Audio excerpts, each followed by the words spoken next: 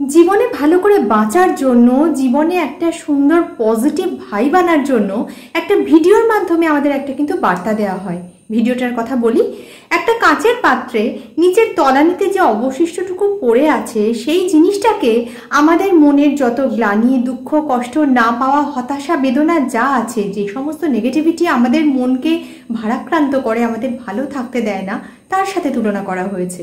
আর এই পরিস্থিতি থেকে মুক্তি পাওয়ার জন্য কি করা হচ্ছে, সেই গ্লাসটাকে নিয়ে গিয়ে একটা কলের নিচে আমরা ধরছি, আর তাতে পরিষ্কার জল পড়তে পড়তে আস্তে আস্তে একটা সময় দেখা যায় যে গোটা কাঁচের পাত্রের যে জলটা সেটা স্বচ্ছ জলে পরিণত হয়েছে।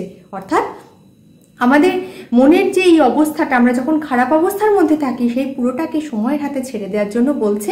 আস্তে আস্তে কিন্তু আমরা আমাদের আগের অবস্থানে আবার ফিরে আসব। কিন্তু এই ক্ষেত্রে গোটা ব্যাপারটাকে আমি একটু আলাদা আঙ্গিকে দেখি।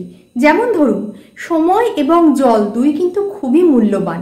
যেমন কাঁচের গ্লাসটা যখন আমরা জলের নিচে ধরেছি, সেই গ্লাসটাকে পরিষ্কার করার জন্য কিন্তু প্রচুর পরিমাণে জল খরচ হচ্ছে।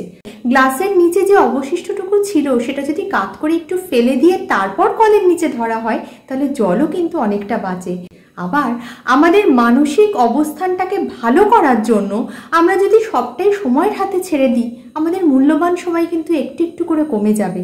তাই আমার মনে হয় যে কোনো কঠিন পরিস্থিতি থেকে, মানসিক যে বাজে অবস্থায় আমরা থাকি তার থেকে বেরোনোর জন্য সময়ের সাথে সাথে আমাদেরও কিন্তু একটু চেষ্টা করতে হবে যে আমরা কি করে কত তাড়াতাড়ি সেই পরিস্থিতি থেকে বেরিয়ে আসতে পারি। সুতরাং সময় এবং জল, এই দুই মূল্যবান সম্পদের আমাদের কিন্তু গুরুত্ব দেওয়া উচিত।